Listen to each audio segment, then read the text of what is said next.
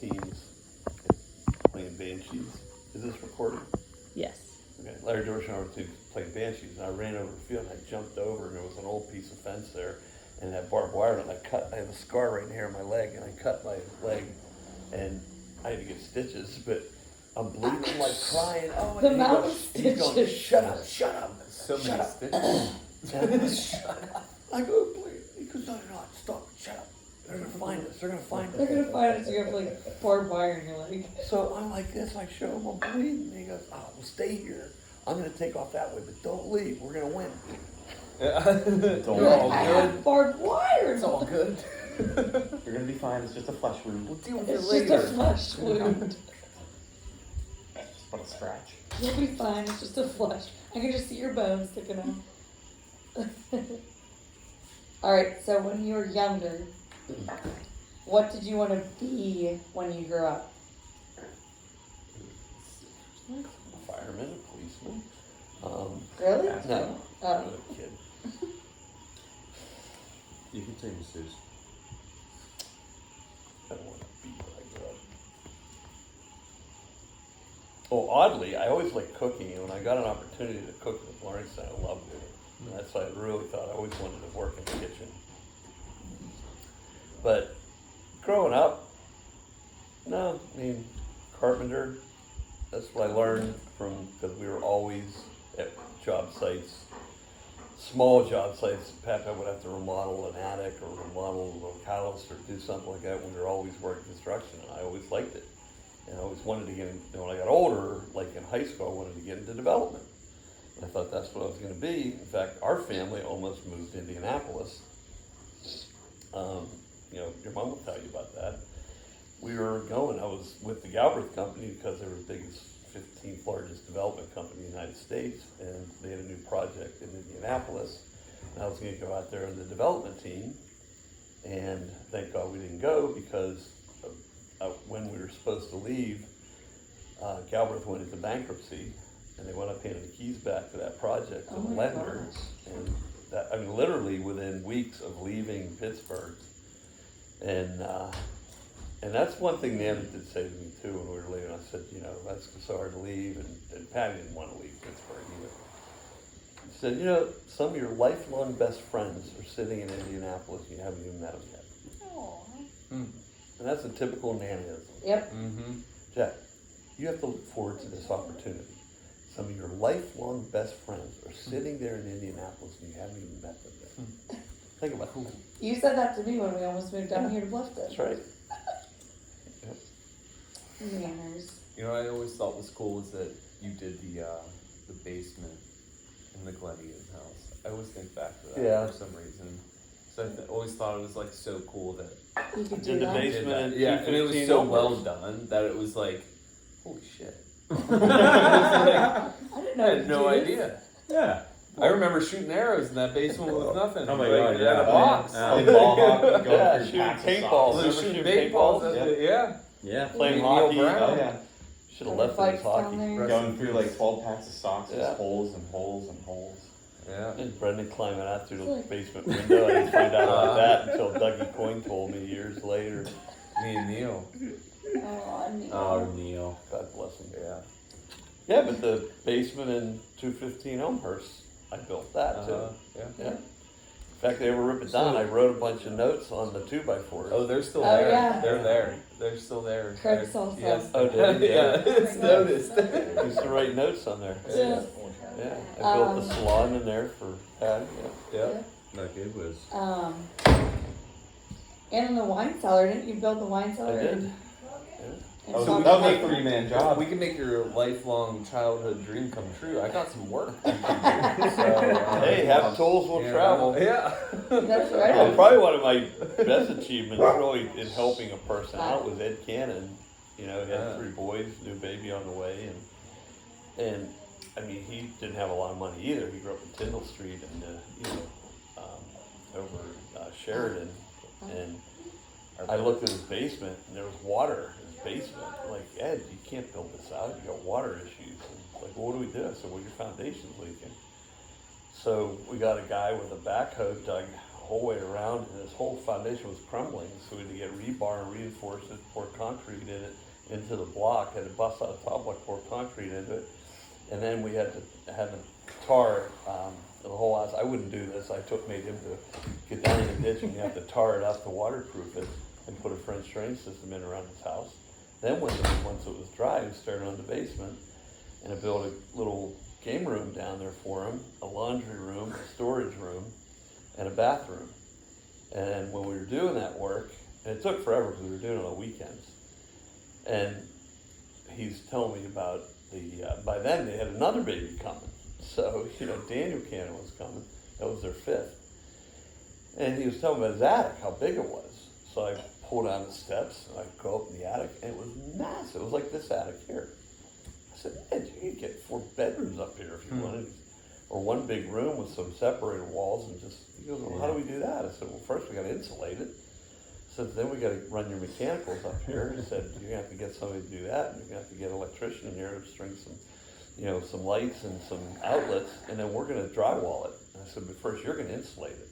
And I showed him how to do it, and had to put vapor barriers, and he didn't want to buy them, so we got cardboard, and we created vapor barriers out of cardboard and stapled them in to it, and then put the insulation in, put the drywall up, and taped and pasted it. At his house, the one. Yeah, it created a 4-bedroom room up there. Yeah, I mean. And put a shower and bathroom in there. I didn't do the plumbing, but I You should see his house. studied it all out. Remember And Brad then we had downstairs. Tom Dodd had a guy come over and put a stair in. So they took some of the master bedroom down because of where the stairs were, and created a stairway up to the bedroom up there. Created all this living space for 5 kids when he only had 3 bedrooms counting the master, and 2 rooms for the kids. Yeah, I remember their house. Yeah. Remember Brad's room? it Yeah, I wasn't remember the that- basement. It wasn't that playing big, Tony Hawk. but they fit Brad. 5 boys in Yeah. the house. Tony Hawk. So Tony you Hawk, could have built that my was- closet. Thought that Brad was so cool playing. Yeah, I Tony could have built Hawk. your closet. We have a pretty Be big happy attic. to do it. Little carpenter Pappy. Who were your best friends in all phases of your life? Your best childhood friend, your best friend in high school, best friend in college. Jackson Street Young was Walton. Stevie Walton, and when I was leaving the last day of school, I gave him 3 baseball cards, and he gave me baseball, and we cried. Oh. Now, it was funny, because we were crying, because it was the last day of school, and I was moving to the country in a couple of weeks.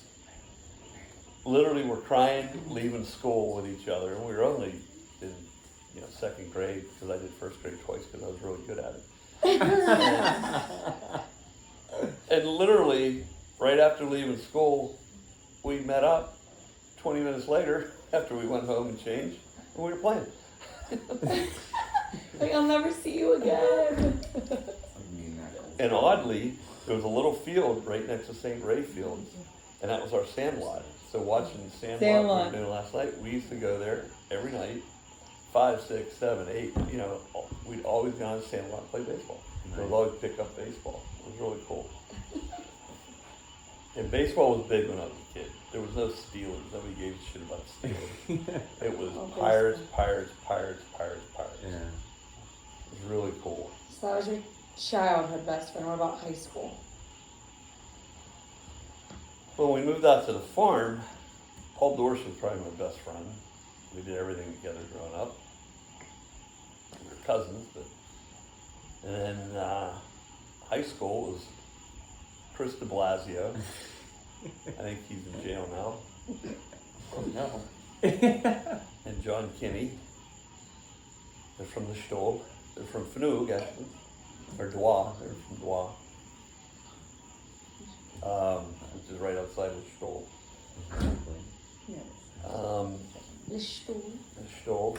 Yeah. And then college. Neil. stuff. Neil Delaney. Care to join or? And Neil and I Join? were just great. Sure. I mean, Got some cherries? all through life. From the time they moved to Bryan Street. But because they were in the city, we weren't always together all the time. But Neil Delaney, Mary Teresa, Noreen, we just knocked around a Dougie, knocked all over the city, did everything. I mean, we'd jump on a streetcar and have bottle caps and pennies in your hand. There was a change thing there, and the guy would sit there with a string. You threw your money, and you could see your money, you pull it, and it would drop down. We'd just come in and start throwing the money. It was loaded with pennies and bottle caps, and he's yelling at me. And we're like, pull the string, really kid. You're running back to the back. You wanker. You know, we're taking a streetcar into town, you know, and we're 10 years old. You know, I mean, Like, we're what in a the group. city, Yeah, you're good. You know, we'd stop Go to at, Homewood, you're good. yeah, we'd stop at Wiener World, and, you know, for a quarter you could get a soda and a hot dog. It was great. Wow. Yeah. Wiener World. Yeah, then we'd just knock around the city like we were hard asses. Get on a streetcar, the same thing, just throw some pennies and bottle caps and rocks in there. The guy, then Dougie had the nuts to go up and ask the guy for a transfer. Hey, listen. Your parents, I'm calling the police, I'm calling your parents. I'm calling the police. Yeah. So that was high school. What about college? One of the College? cool things we used to do at Delaney's, though, it was really a lot of fun, is they lived right down from the Highland Park Reservoir. And at night, Dougie, Neil, and I, and Roddy, we'd go up to the reservoir, and it was pitch black. And it was just this big body of water, where they got all the water for, you know, everybody drinking water and everything. We'd jump in it and pee. Oh my We were god. swimming in the reservoir. And it was hard to get up because it was moss and stuff, and it was really hard to find when the You know water what you was do for low. fun. You'd have to have a rope to pull yourself out. It was tough. I mean, you're skinning your knees on the side of it and everything, but it was so much fun swimming at night in that Say it must have been so reservoir. hard Where for was that? And it was at? really cold. Then you got to Highland drink Park, your but pee it's- water yeah. after. Okay. They lived You gotta right drink down your- on Bryant in Your Highland best Park, weed right between for peeing in the Morningside, spotter. where Highland Park started. And I used to stay at their house all the time. I had a toothbrush and clothes at their house. And, That's fun. you know, that's why Jim Delaney's like a dad to me. Yeah. And, because he used to let us get away with murder. And we used to take beer, we'd go up there and with that rope that we had, we'd throw the beer in, and we had it in a bag to keep it cold. And we'd go and pull it out, and we'd drink the beer, we're like, you know, 14, you know, 13, 15. And then we'd jump in and start swimming, that made sense, in the middle of the night, nobody knew you were there. Yeah. You know, just something happened, we were screwed. That's so funny. What about college best friend? Phil Corolla, he was from New Jersey. Joyzy. Duquesne kid. Pete Bainey was my, at Kentucky, he was probably my best friend down there. He's the one that introduced me to Jimmy Buffett. And And the rest was he history. introduced me to Jimmy Buffett, I introduced him to How we Red got here? Fucking Having a Buffett. clue. Man. Red Man chewing tobacco, that was my favorite. Yeah, I started chewing it when I was about 16, 17. Parrot head ever since. Did you try to get into it? Like, And, just Chewing chew it. tobacco. I tried to get into it. No, It- I it remember didn't work. Dad with the Red Man. That's all I Oh, remember. Yeah. I quit that around 87. I'll never forget the Around Red Man, 80s. because only because of Sandlot. But I Oh, was yeah. like, oh. We just I- watched yeah, that yeah, last yeah. It's like my dad. He's gonna My be dad the knows. I'll tell you, with to the this same- day, I mean, I don't have too many Keep going. addictions, Maybe like, Christ, too. biting my nails, that was my worst addiction, but, like, alcohol, I didn't have all that, it does run in our family, but it's like, I had addiction to Red Man. I mean, to this day, I There's fresh love Red it. nectar of the I always said if fridge. I ever had a chaw again, I'd Sweet. never stop chewing it, I'd Sweet keep nectar. going, I remember. it was the like a Red Man. birthday cake. Birthday cake. I love Red it. Man. I mean, I would Fridge, drink beer with fridge, it, I from would, what I you know. recall. Yeah, you keep it cold. Your mom Yeah. hated it. Yeah, She- yeah. The basement fridge. Oh, it was good stuff. The basement I remember, fridge. I remember you used to spit out the window and mom would go, well, your dad just swallowed a fly. Yeah. Your dad just swallowed a fly, he got a bug, he swallowed a bug, he's getting it out. You go, Yeah. Yeah, but like cigarettes, never got into weed, never got into like, you know, stuff like that. Just beer and Red Man. Beer and Red Man. now that's a man. Classic man. Classic American man. And that's why I think I picked Write up that cigars, down. because I like chewing them, you know, and I Yeah. like the juice that comes out of it, you know, Yeah. and you get a little nicotine, you know, especially off the juice, but it was Juice. like, man, man, red man. I could chew that right now. Every time I think, I actually try not to think about it. Yeah, I was gonna say, always probably there. like thinking right now. Actually, I'll be right back. And he just Salivating Start right scratching. now. Come I on. haven't had Driving one. down to the halfway house. You guys got man. I'm probably 88, 90, Long 90. cut. Wow. Yeah. Long. So who was your best man in your wedding? The first one. The first one. First one. Dennis. Danny. Aw, Danny. He was lying. And who's your best friend now? My best friend. I don't think there is one when you get to this age. Judge. Oh, it's gotta be the Judge. guy. Is it Yeah, not too it's- many? Yeah, Too the many. judge. Hoodie. It's hard. You know, Hoodie and the judge, or you know, they're my go-to guys. The go-tos. Yeah, I mean, but I have so many. I mean, I got Hoodie you know, and Tommy Judge and sounds Louie. like a cartoon. Yeah. Yeah, Minot, you know, I mean, I'm just blessed with so many guys that, Yeah, you know, well, at a good moment's friends. notice would, I would say a good friend is the person that would drive you to Cleveland at 2 a.m. You not ever ask you why. Why would you go to Cleveland? I don't know, but, you know. Yeah, I've had a lot of really good friends. Oh, You yeah. know, You have. I've really stepped up. Ron Natoli is another one, you know, I Yeah. don't see Ron hardly anymore, but when we do, we never ask. Good friends never bitch about the times you didn't get together. Mm-hmm. They only live in the now and what you're gonna do tomorrow. Yeah. That's what good friends do. Ed Cannon, for the longest time, was my mentor in business, and I spent every freaking weekend at his house building rooms for him, but, yeah, I mean, it's so, and we still stay in touch, we're just not as close as we once were. Yeah. My godfather. Yeah, Yeah. he's a good man. Take a sip. What? You have to take a sip. Keeps dripping on me. Are we shocked Yeah, that we I was made I was this gonna say, drinking to game? take one shoe off. Are we shocked? It's somehow devolved into a drinking game. It's drunk history. It is. Okay. Who did you look up to, or who was your biggest influence? Who were your heroes? We're not talking sports or movies, right? Yeah, you. Whatever you can want. do sports movies. You Um, Who did you like look up who's to? Who was your hero? Broadway Nice. show, probably. The guy I looked up to when I was a kid, and I just thought he walked on water, was my Uncle Dennis. And he and I were very, very close, and I held his hand at his death. Aw, Yeah. Uncle James. And, yeah, I mean, literally, Aunt Mag and Aunt Ellen called me, get down here, and I wasn't gonna go. And you've gotta get down here, he's asking for, he's not gonna last long. And I got in, I walked in the door, and his two daughters came up, Jack, he's asking for. I went over, and I was holding his hand, and, you know, it's really sad. But he, you know, just like had his eyes open, they were all glassy, he was looking at me, and I'm just, hey, Murph, I'm here, but I was called Murph. And he died. So, yeah. What? How did he pass away? Cancer. Oh. And yeah, he drank like he had, you know, he was terrible, unfortunate alcoholic. And when he was sober, total class, brilliant chef. Taught me not only being a chef, but everything about life too, about sex and everything.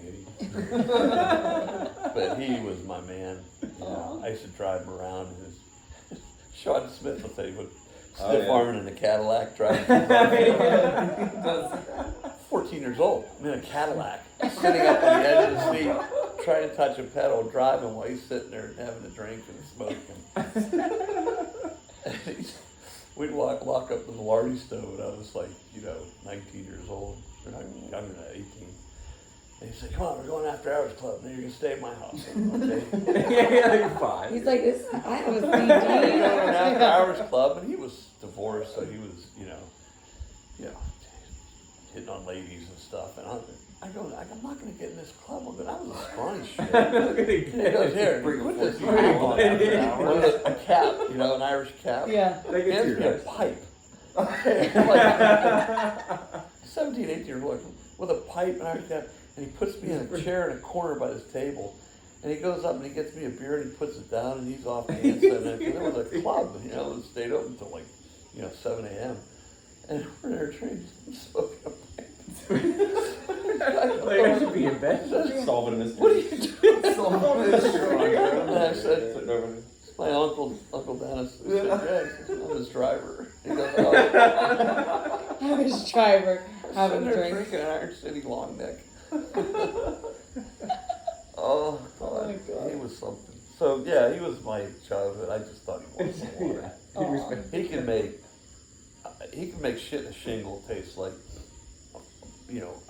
masterpiece. I mean, he was amazing what he could do with food and flavors. And he taught me a lot about food and flavors. That's why I really got kind of turned on to the whole culinary thing. Mm-hmm. And I would watch him butcher meat, and he'd be cutting me, cut the liver, and he'd cut the liver. He'd take that, like he threw one in his mouth, chewing it up. I eat raw liver, It's just. But we everything did. he would teach you about, how to cut, where to cut, how to trim meat, where to leave fat, where to, it was fascinating. The guy was just brilliant, Yeah. absolutely brilliant. Aw. But it was a shame because he just had a tough side to him. And Yeah. you get in fights. I mean, we all had that. I had a lot of anger when I was growing up. Growing up hard with my dad, it was a survival thing, and I was always under my dad's feet, and I was always antagonizing him. And yeah, so I was a little shit too. But Uncle Dennis. yeah. But then my brother Dennis really was an inspiration to me when he went to the Naval Academy and all the things he was doing. Mhm. It was just I could not stop talking about him. Aw. Dennis. Yeah, he was a really fascinating guy. If you ever get an opportunity to go sit down with Dennis, be it in Oregon or here or somewhere, do it. Because he will blow your mind, and he's fairly humble about it. There's a certain cockiness that will come across at times, but I think that was more from the military. Mm-hmm. I used to bitch at him all the time about, your cocky pilot buddies, they're a bunch of assholes. He said, Jeff, I want them to be assholes. He said, I want them to think they're the best sons of bitches behind that $14 million aircraft, so they get it back on the ground.